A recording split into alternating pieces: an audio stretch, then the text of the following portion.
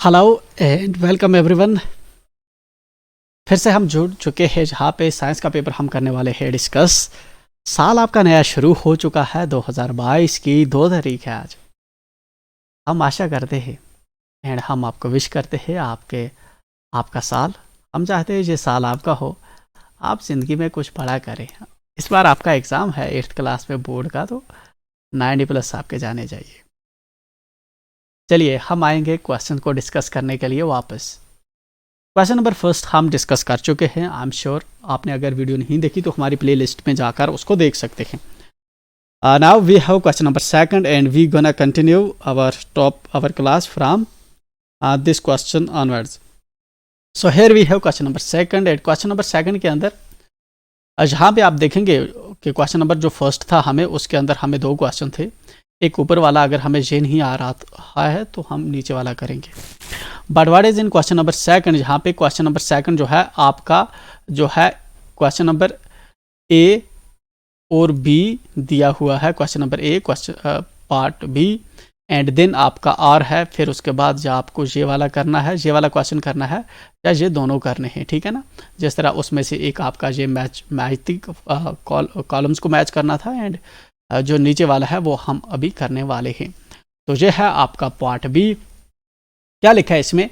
Discuss budding as one of the mode of asexual reproduction with the help of given figure. I am sure अगर आपको याद होगा last time हमने discuss किया था कि what does asexual and sexual reproduction mean. Asexual का मतलब होता है जब एक ही पेरेंट से कोई बच्चा ऑफ स्प्रिंग का मतलब होता है चाइल्ड, जब बच्चा एक ही पेरेंट से एक बच्चा पैदा होता है तो हम उसको कहते हैं एसेक्सुअल रिप्रोडक्शन, ठीक है ना। जब एक से अगर हमारे पास जो है दो पेरेंट्स मिलकर अब अगर बच्चा पैदा होता है 2 पेरेंट्स की वजह से, देन हम इसको कहते हैं सेक्सुअल रिप्रोडक्शन। सेक्सुअल रिप्रोडक्शन में मतलब इसके अंदर 2 सेक्सेस जो होते हैं मिलते हैं एंड देन एक हमारा जो ऑफ स्प्रिंग है प्रोड्यूस होता है। एंड जो हमारा एसेक्सुअल होता है इसका मतलब होता है कि सिंगल पेरेंट से जो है बच्चे पैदा हो सकते हैं। चलिए कहाँ पे आप देखते हैं सिंगल पेरेंट से। जिस तरह हम बात करूं, हमारे पास ये वाला है हाइड्रा की एग्जांपल इसने दे रखी है जहाँ पे, ठीक है ना। तो इसके अंदर क्या हो रहा है, फॉर एग्जांपल ये वाला हाइड्रा का पूरा जो है आपको दिख रहा है, इस तरह से होता है ये ऑर्गेनिज्म, ठीक है ना। तो इस ऑर्गेनिज्म को क्या है कि इस पर्टिकुलर जगह पे थोड़े से जो सेल्स हैं वो डेवलप होने शुरू हो गए हैं, ठीक है। थोड़े से सेल डेवलप हुए, अब ये थोड़े सेल थोड़े और बड़े होके छोटा सा बड बन गया है, ठीक है ना। अब ये बड बड़ा हो के अब इसको टेंटेकल्स वगैरह ऊपर से निकल आए हैं, इस तरह से ये वाला पंजे वंजे निकल आए हैं, ठीक है ना। अब देखिए जब ये पूरा बड़ा हो जाता है, लगभग इसकी शक्ल आपने बाप की तरह ऐसी हो जाती है, दिन क्या होता है ये अपने पेरेंट से इससे अलग होके ये अब अलग रहना शुरू कर देता है। मतलब ये अब अलग ऑर्गेनिज्म है, ये अलग ऑर्गेनिज्म है। अब देखिए जब ये वाला बना, हमें ये बेबी बना, ये वाला बेबी हाइड्रा का बेबी, इसके लिए हमें दूसरे पेरेंट की जरूरत पड़ी नहीं, इसी से एक पेरेंट की वजह से जो है ये बेबी बन गया, ठीक है ना। इसी तरह हमने एक और चीज डिस्कस की थी लास्ट टाइम, जिस तरह हमारे पास और भी एग्जांपल्स होती है। ये तो हाइड्रा की एग्जांपल हुई, मैंने कहा था फिशन। उसके अंदर क्या होता है कि एक जिस तरह इबोबा होता है वो बीच में से ब्रेक होता है, 2 बनते हैं एंड देन उस 2 का जो है फिर इस तरह से अलग पूरा ऑर्गेनिज्म बनेगा, देन वो फिर से डिवाइड होता है, इस तरह करके ऑर्गेनिजम्स आगे जनरेट होते हैं। तो हमारे पास जो होता है जिसको एसेक्सुअल रिप्रोडक्शन के वेरियस मेथड्स होते हैं। जिस तरह से बडिंग हमारे पास एक मेथड है, इसी तरह से हमारे पास होता है फ्रैगमेंटेशन, ठीक है। फ्रैगमेंटेशन हमारे पास एक मेथड होता है, ठीक है ना। फ्रैगमेंटेशन मतलब जिस तरह ये वाला हुआ, इस तरह से हमारे पास होता है वेजिटेटिव प्रोपगेशन। ये हमारे पास क्या है, ये हमारे पास मेथड है, कुछ ऐसे तरीके होते हैं जिनके अंदर एक ऑर्गेनिज्म जो है प्रोड्यूस होता है। जब इस तरह से कोई ऑर्गेनिज्म प्रोड्यूस होता है हम उसको कहते हैं बडिंग। तो हमें ये बता रहा है कि जिस तरह आपको नीचे डायग्राम को देखना है, फिगर को देखना है एंड उसके अकॉर्डिंगली जो है हमें ये बताना है कि ये एक एसेक्सुअल मोड है रिप्रोडक्शन का कि नहीं है। वही चीज़ जो है हम आंसर के अंदर लिखेंगे। किस तरह से लिखेंगे, हम इसको बताएंगे कि जो नीचे एमोबा है इसके अंदर एक ही पेरेंट की वजह से जो है एक ऑर्गेनिज्म हमें मिल रहा है, एक पेरेंट से ऑर्गेनिज्म बना है। तो ऐसा ऑर्गेनिज्म जो एक पेरेंट से बनते हैं, हम उनको एसेक्सुअल रिप्रोडक्शन के अंडर कंसीडर करते हैं। तो ये मैंने लिखा है कि बडिंग एक एसेक्सुअल मूड है रिप्रोडक्शन का, ठीक है ना। कैसे बडिंग के अंदर क्या होता है, बडिंग के अंदर एक जेनेटिकली एक आइडेंटिकल न्यू ऑर्गेनिज्म जो है बनता है, ठीक है ना, attach to the body of parent hydra, hydra के साथ अटैच रहता है, एंड देन उसके बाद वो सेपरेट हो जाता है, जैसा कि फिगर में बताया गया है। इसके लिए आपको क्या करना है, वो जो इमेज है पीछे वाली, वो वाली इमेज आप बनाएंगे, ठीक है ना। वही जो इमेज है वो आपको जहाँ पे ड्रा करनी है। सपोज आपने इस तरह से की, जिस तरह से मैं जहाँ पे कर रहा हूँ, एंड राइट, ठीक, ये है एक स्टेज। अब दूसरा स्टेज में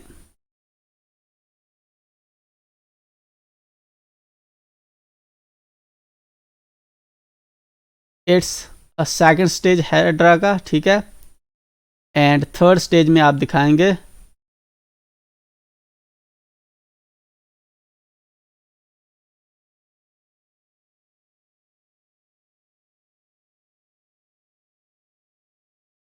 इस तरह से आप दिखाएंगे third stage. And fourth stage में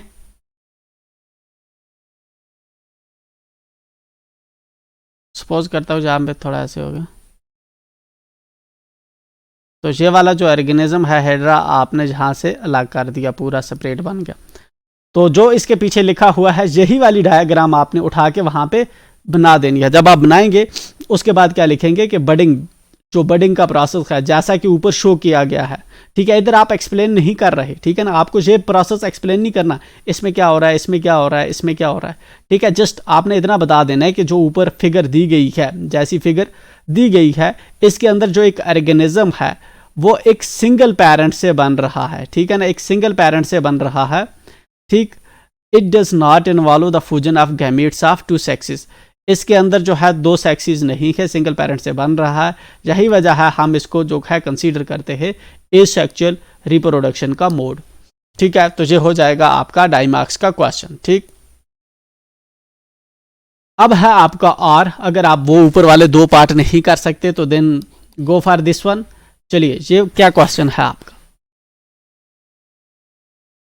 क्वेश्चन है आपका, draw the flow chart of the events that take place in human fertilisation, explain the development of zygote to embryo.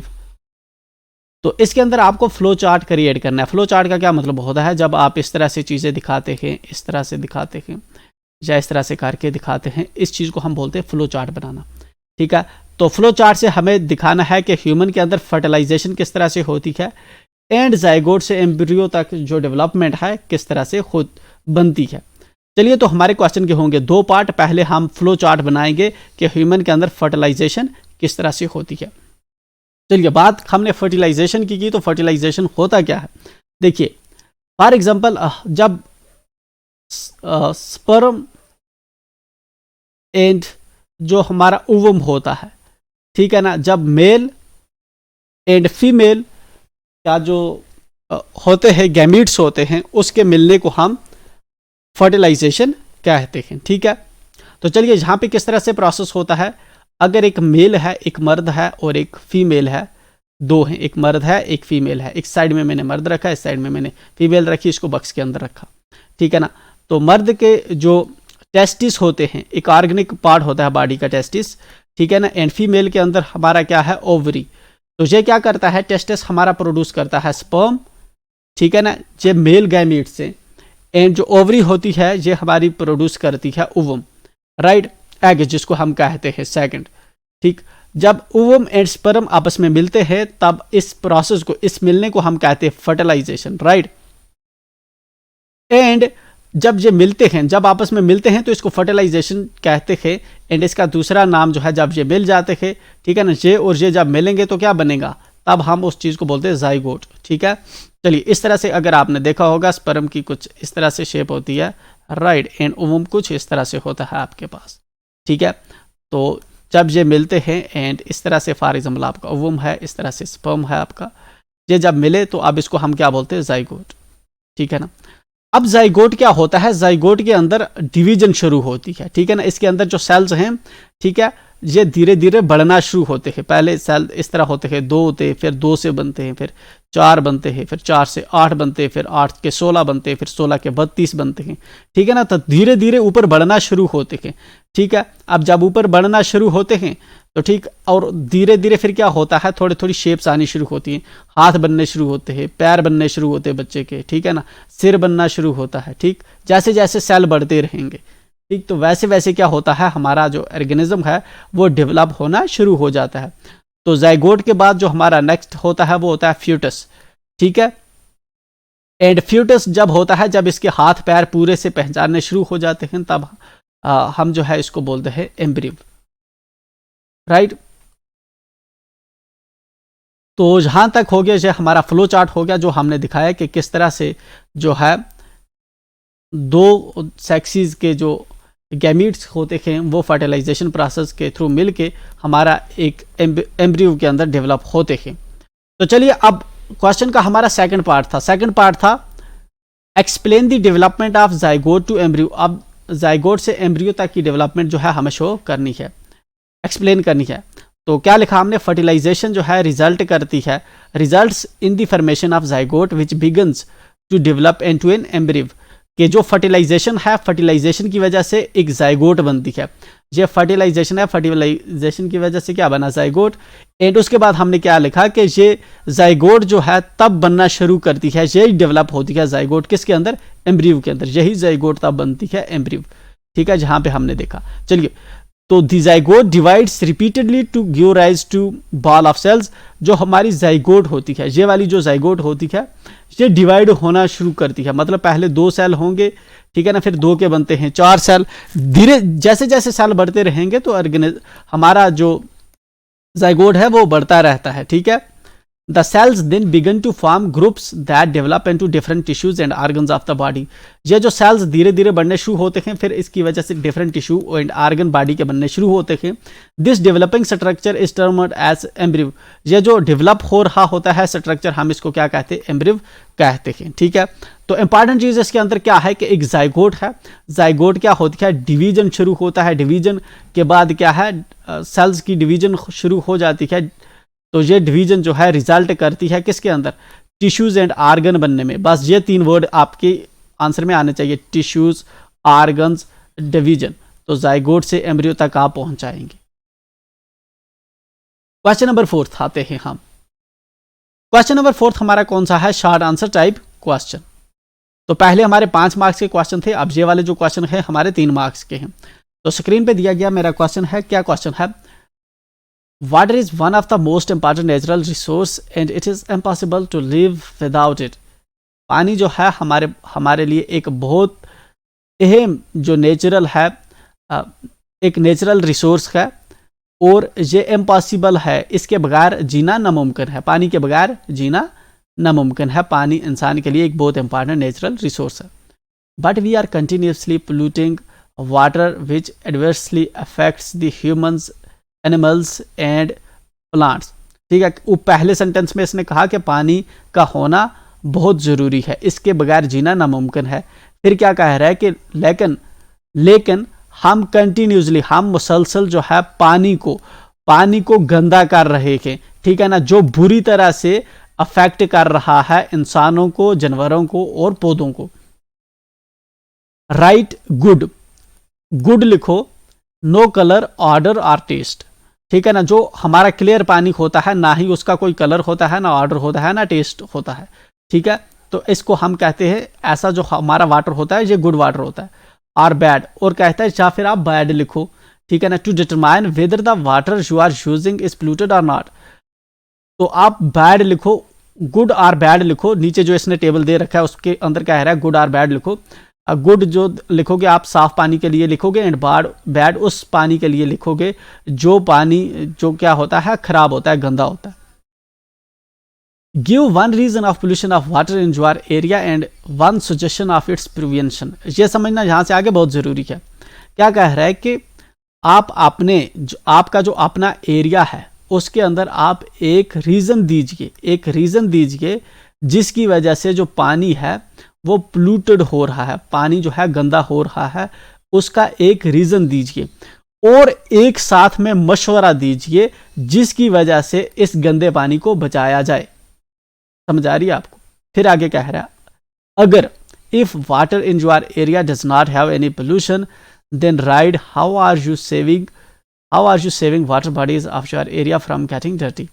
फिर क्या कह रहा है, अगर ऐसा नहीं है, अगर आपके गांव में पानी गंदा नहीं है, देखो पहले इसने इधर क्या कहा कि अगर आपके गांव में पानी गंदा है तो आप एक रीजन दीजिए कि आपका पानी जो है गांव का गंदा क्यों हो रहा है, और साथ में एक मशवरा दीजिए कि इस पानी गंदा होने वाले पानी को किस तरह से बचाया जाए। फिर आगे क्या कह रहा है, अगर आपके एरिया में जो पानी है वो गंदा नहीं है, अगर आपके एरिया में जो पानी है वो गंदा नहीं है तो आप हमें बताइए कि किस तरह से आप अपने एरिया के पानी को बचाते हैं, गंदा होने से बचाते हैं, किस तरह से आप अपने एरिया के पानी को गंदा होने से बचाते हैं। तो ये हमारा है क्वेश्चन। क्वेश्चन जब समझ आ गया तो हाफ जॉब डन हो जाती है, ठीक है ना।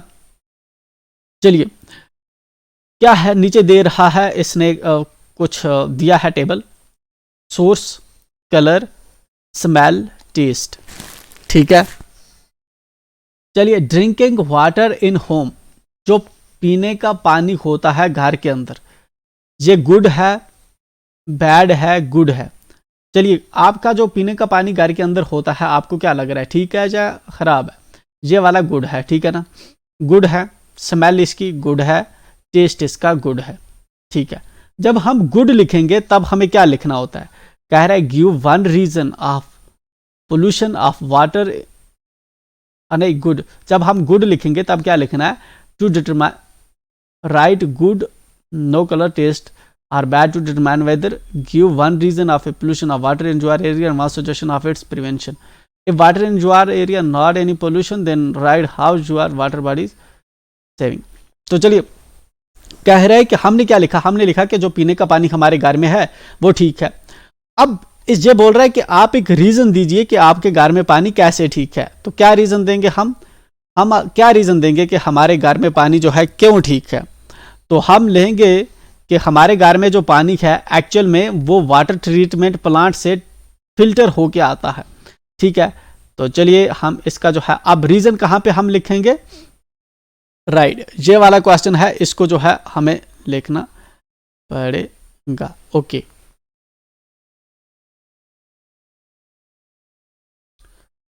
तो चलिए, इस क्वेश्चन को लिखने का हमारा तरीका रहने वाला है, हम जाएंगे आंसर बुक पे, क्वेश्चन नंबर 3 को लिखेंगे। तो आए हम आंसर बुक पे एंड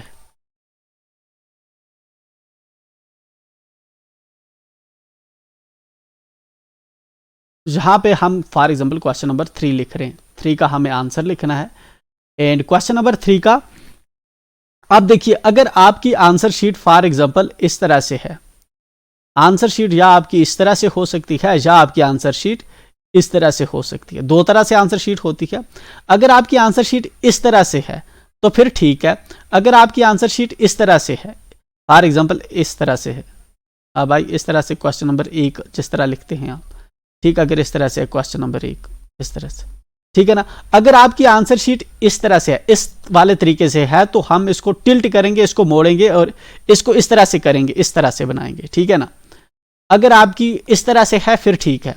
चलिए, हमने अपना जो है फॉर एग्जांपल इस तरह से थी, तो मैं क्या करूंगा, इस तरह से टेबल बनाऊंगा, राइट। एंड टेबल जब मैं बनाऊंगा इस तरह से, चलिए, तो कौन सा है मेरा,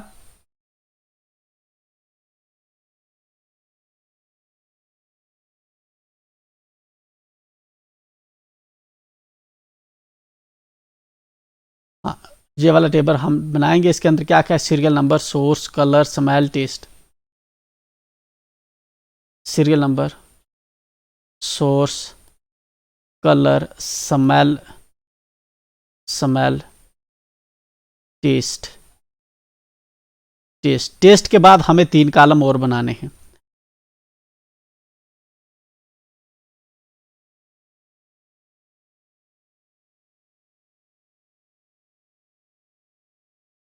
okay,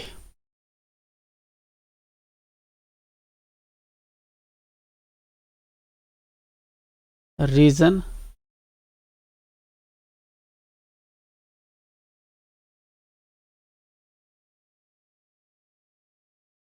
how you are saving water bodies.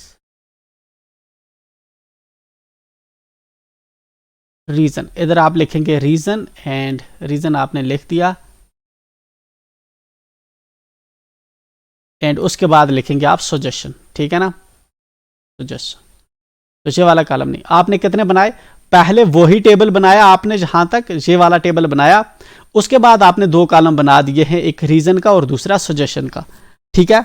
चलिए, तो पहला हमारा क्या था, एक को मैं लिखूंगा, पहला हमारा था यहां पे,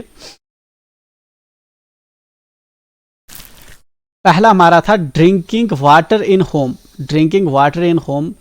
तो मैं लिखता हूं जहां पे सीरियल नंबर 1, ये है मेरा ड्रिंकिंग वाटर इन होम, लिखा मैंने जहां पे, लिख दिया, ठीक है।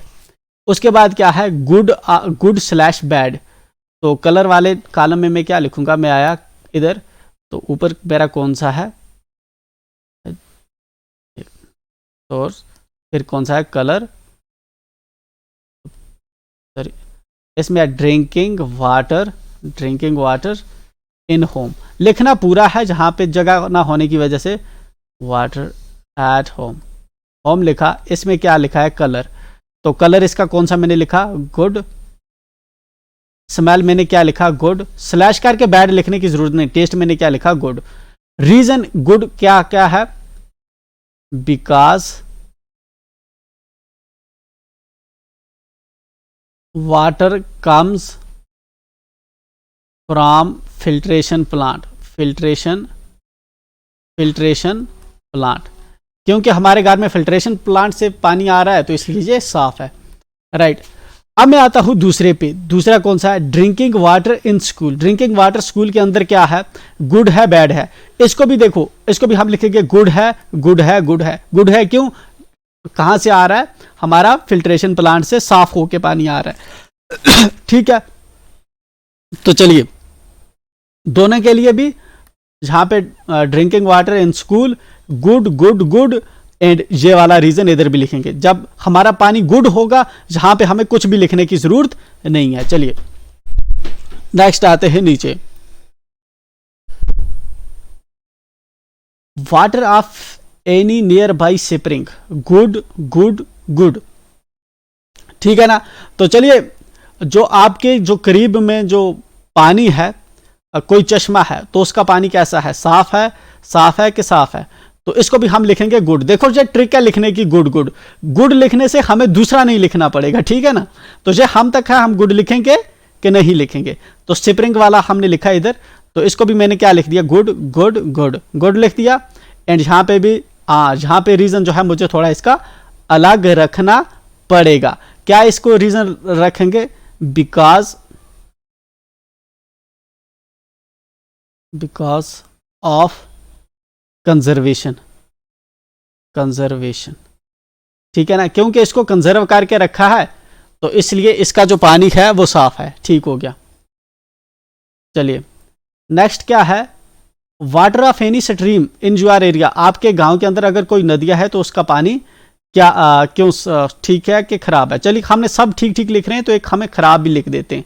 चलिए, मैंने इसको लिखा कि ये बैड है, तो मैंने लिखा स्ट्रीम जो है इसका पानी जो है बैड है, तो यहां पे लिखेंगे स्ट्रीम इसका बैड है, मैंने लिखा इसका बैड है, टेस्ट भी, स्मेल भी, एंड इसका टेस्ट भी बैड है।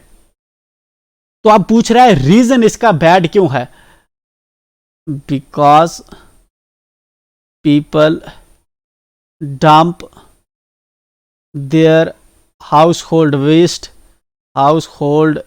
वेस्ट इन स्ट्रीम, जो स्ट्रीम है उसके अंदर लोग अपने घर का कूड़ा कचरा डाल रहे हैं, इसलिए बंद है। तो अब सजेस्ट क्या करना है कि किस तरह से इसको ठीक किया जाए, तो मैं इसको बोल दूंगा कि proper mechanism for solid waste management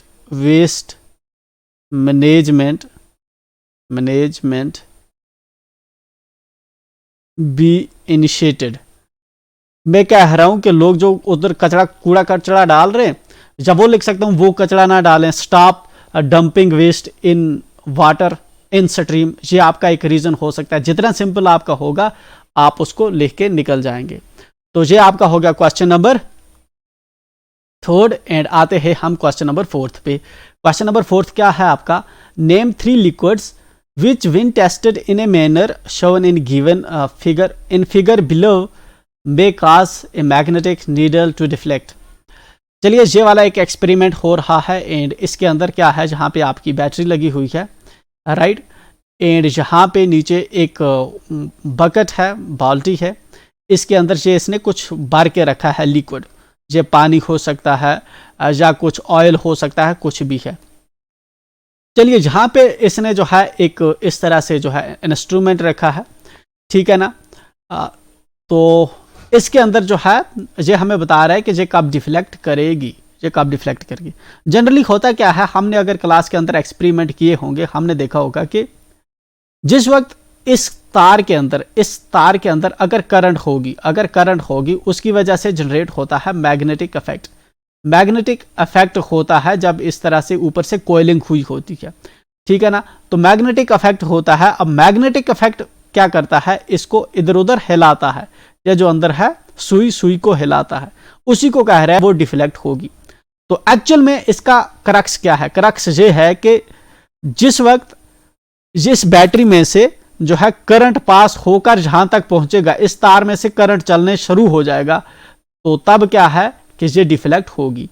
अब चलिए देखिए, अगर इस पानी के अंदर मैं इस बाल्टी के अंदर मैं साफ पानी डालूं तो करंट इस तार के अंदर फ्लो नहीं करेगी, ये डिफ्लेक्ट नहीं होगा। वजह यह है कि जब हम इसके अंदर साफ पानी डालेंगे तो साफ पानी में से करंट पास नहीं होती, ठीक है ना।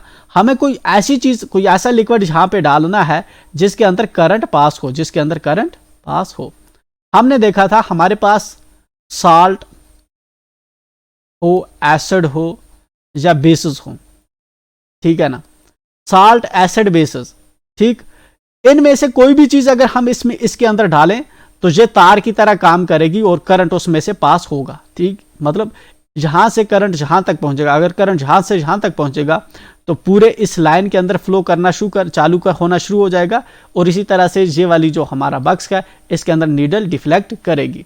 तो रीजन है हमारे पास। अब देखते हैं कौन कौन सी चीज जो है हमारे पास जो है एसिड, बेस और साल्ट होती है। पहले हम साल्ट को डालें, उसकी वजह से क्या होगा इस तरह से हम विंगर डालें। विंगर होता है सिरका, जिसको अचार के अंदर डालते हैं, खट्टा वाला, ठीक है ना। तो उसकी वजह से भी डिफ्लेक्ट होगा। लाइम जूस अगर होगा हमारा तो उसकी वजह से भी डिफ्लेक्ट होगा। साल्ट होगा तो साल्ट की वजह से भी डिफ्लेक्ट होगा, ठीक है ना। तो ये वाली जो चीज़ है winger, lime juice, salt water, इनमें से कोई भी होगा। इसने 3 का हमसे पूछा था तो हमने 3 का इसको बता दिया। 3 लिक्विड अगर होंगे तो डिफ्लेक्ट करेगा, 3 इनमें से कोई भी लिक्विड होगा तो डिफ्लेक्ट कर देगा, ठीक है। तो ये था इसका हमारा क्वेश्चन नंबर 4। चलिए क्वेश्चन नंबर 5 की बात करते हैं। Observe the graph between the applied force on the spring balance and the force of friction given below. Why the magnitude of dynamic friction is slightly less than the magnitude of limiting friction। चलिए actual में होता क्या है, friction होता है for example जब आप इस साइड में जा रहे हो या कोई भी चीज उस साइड में धकेल के ले जा रहे हो, या बक्स को आप धक्का दे रहे हैं।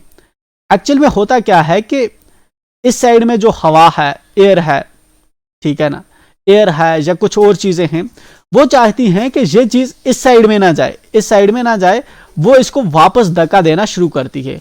हम इसको इस साइड में धक्का दे रहे हैं कि उधर जाए, लेकिन वहां से उसको कोई चीज है जो इसको पीछे धकेल रही है, आगे बढ़ने से रोक रही है।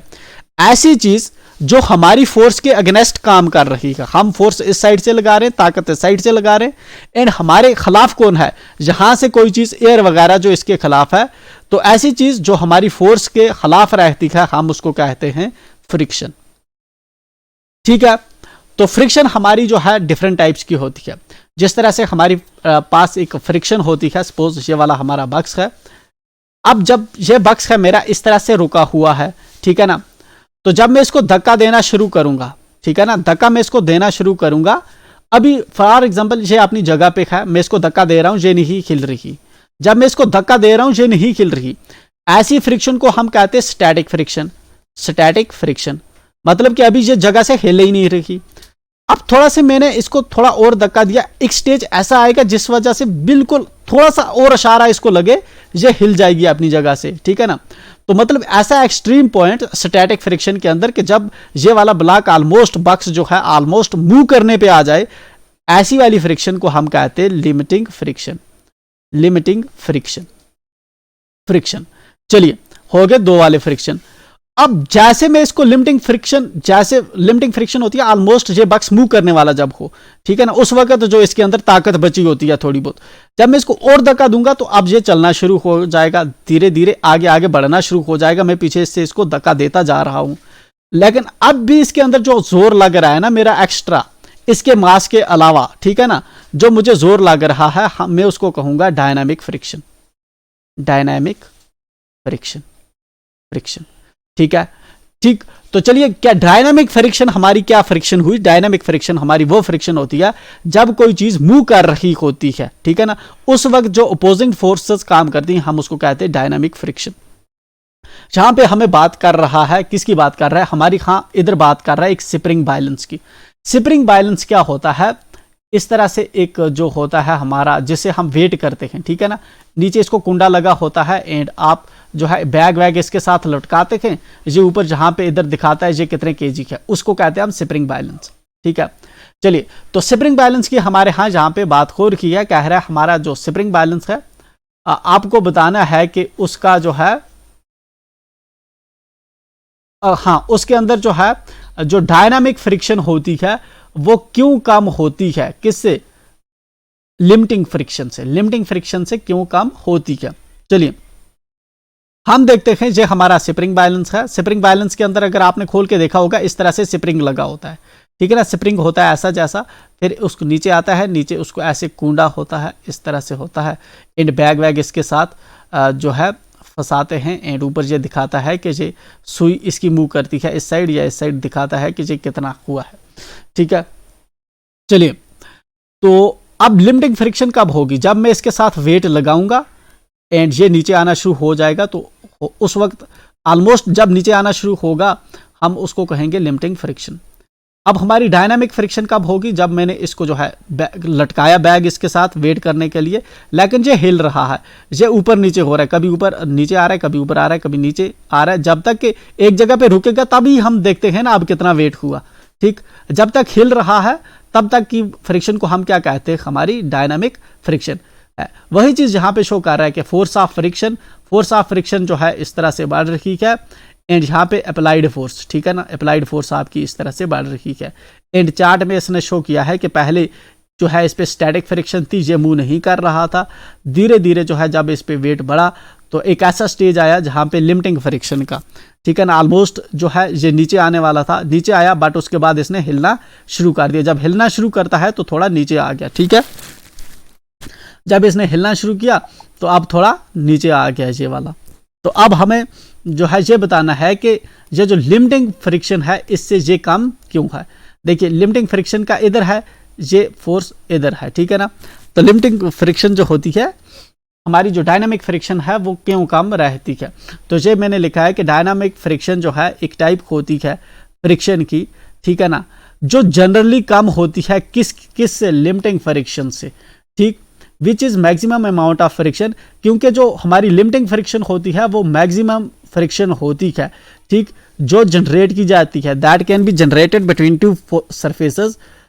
दो सरफेसेस के बीच जो सबसे ज्यादा फ्रिक्शन आपको देखने को मिलेगी वो लिमिटिंग फ्रिक्शन होती है, ठीक, बाकी जितनी भी फ्रिक्शनें होती हैं इससे कम होती हैं, ठीक। This is because limiting friction can be said to be maximum amount of friction that can be generated between two forces while they are at rest relative to each other, ठीक है ना, क्योंकि उस वक्त चीजें जो है रिलेटिवली एक दूसरे की रेस्ट में होती है, ठीक, वही रीजन रहता है कि हमारी जो लिमिटिंग फ्रिक्शन है उसके अंदर ज्यादा फोर्स लगती है, ठीक है ना, वो उस एट दैट टाइम जो फ्रिक्शन है वो ज्यादा होती है। क्यों होती है? क्योंकि तब जो चीजें रुकी हुई होती है, ठीक है, जब चीजें थोड़ा हिलने शुरू कर देती हैं तब फ्रिक्शन जो है एक जगह पे टिक नहीं पाती, इसलिए जो है उसको थोड़ा कम होना पड़ता है। तो ये था हमारा इसका रीजन। चलिए जहां पे है क्वेश्चन नंबर 6। क्वेश्चन नंबर 6 के अंदर आपको जो है क्रॉसवर्ड पजल दी हुई है एंड ये वाली आपको करनी है। क्रॉसवर्ड पजल क्या होता है कि इस तरह से आपको दिए हैं कुछ हॉरिजॉन्टल क्लूज एंड इस तरह से वर्टिकल कुछ क्लूज दिए हुए हैं, जस्ट ऊपर आपने इनको रीड करना है एंड देखना है कि क्या है। चलिए पहला क्या है आपका, the process of fusion of gametes. तो गैमीट्स की फ्यूजन को हम क्या कहते हैं? गैमीट्स की फ्यूजन को ऑलरेडी हम डिस्कस कर चुके हैं ऊपर, इसको हम कहते हैं फर्टिलाइजेशन। ठीक है, चलिए लिखना कहाँ पे है, हमें लिखना है ये यहाँ पे फर्टिलाइजेशन, FERTILIZATION, फर्टिलाइजेशन। तो दो गैमीट्स जब आपस में मिलते हैं हम इसको कहते हैं फर्टिलाइजेशन। तो पहली हमारी इस हॉरिजॉन्टल रो में क्या आएगा, आएगा फर्टिलाइजेशन। OZ कुछ क्लूज इसने दिए थे, बाकी वर्ड मैंने भरे। बट मैं आंसर बुक पे कैसे लिखूंगा, तो मुझे तो लिखना आंसर बुक पे है एंड जहाँ पे मैं आया एंड मैंने लिखना शुरू किया। पहला कौन सा है, पहले जिस तरह इधर लिखा है डावन, डावन हॉरिजॉन्टल लिखा है, हम भी लिखेंगे डावन एंड अक्रॉस। ठीक है, ऊपर क्या लिखा है, पहले अक्रॉस, ACROSS, अक्रॉस मैंने लिखा। ठीक है, पहला मैं लिखूंगा, पहला क्या है, पहला है फर्टिलाइजेशन, फर्टिलाइजेशन। ठीक है, अच्छा फर्टिलाइजेशन इस तरह नहीं लिखेंगे, फर्टिलाइजेशन हम लिखेंगे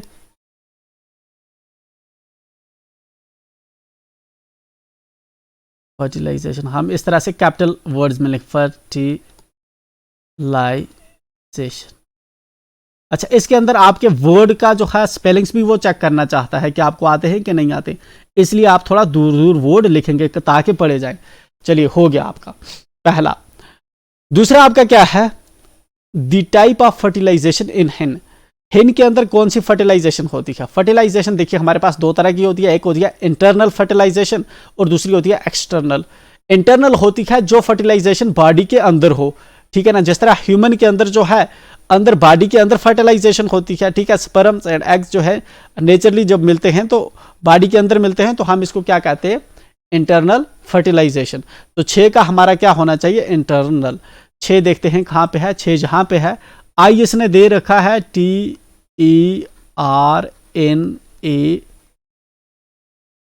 अच्छा इंटरनल आई क्या लिखता भी,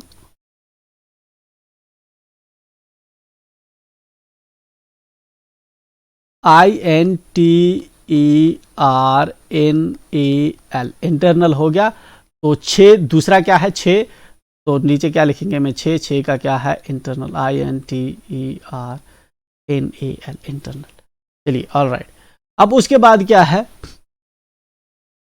उसके बाद है the term used for bulges observed on the sides of body of hydra. Hydra की बॉडी पे जो बल्जेस होते हैं हम उसको क्या कहते हैं, जब शुरू होता है तो हम उसको कहते हैं बड, फिर बड धीरे धीरे डेवलप करके अपना अलग ऑर्गेनिज्म बनता है। तो हमारा था कौन सा, ये कौन सा हॉरिजॉन्टल था, ये था हमारा 7। चलिए तो 7 कहाँ पे है,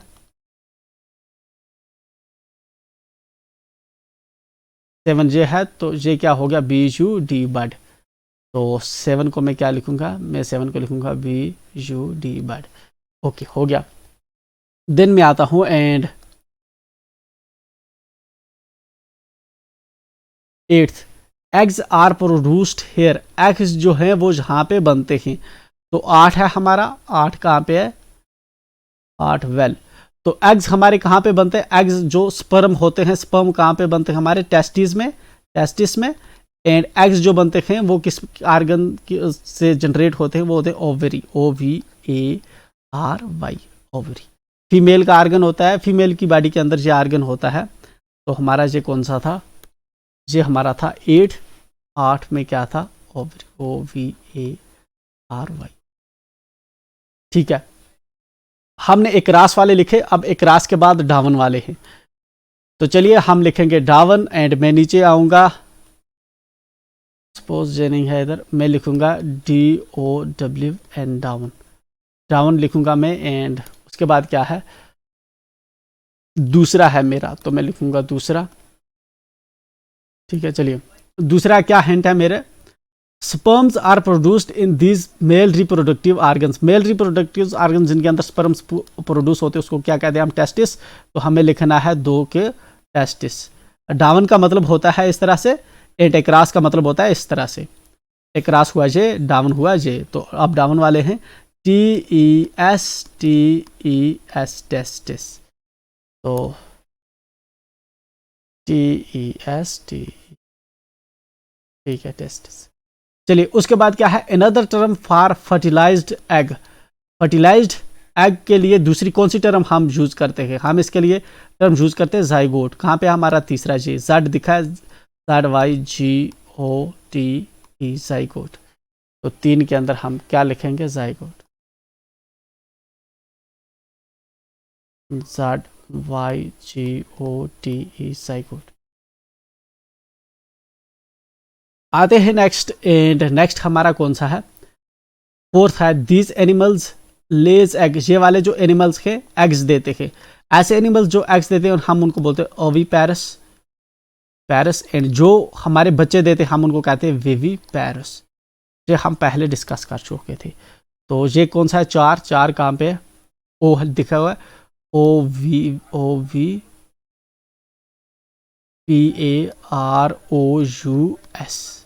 ओ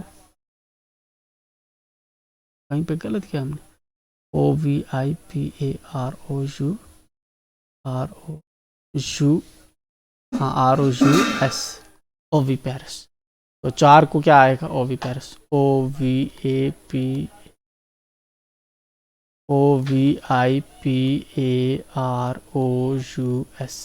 ओविपेरस। चलिए उसके बाद लास्ट कौन सा है? ए टाइप ऑफ फिशन इन एमूबा। एमूबा के अंदर जो फिशन होती है हम उसको क्या कहते हैं? हम उसको कहते हैं बाइनरी फिशन। BINARY, binary. तो 5 का क्या आएगा हमारा? 5 का क्या आएगा? Binary, BINARY। तो ये था आपका क्वेश्चन नंबर, कौन सा क्वेश्चन नंबर? आपका 7 था। तो यहाँ पे आपका जो सेक्शन बी है वो खत्म हो गया। वीडियो को कट करेंगे, फिर से हम रिकॉर्ड करते हैं।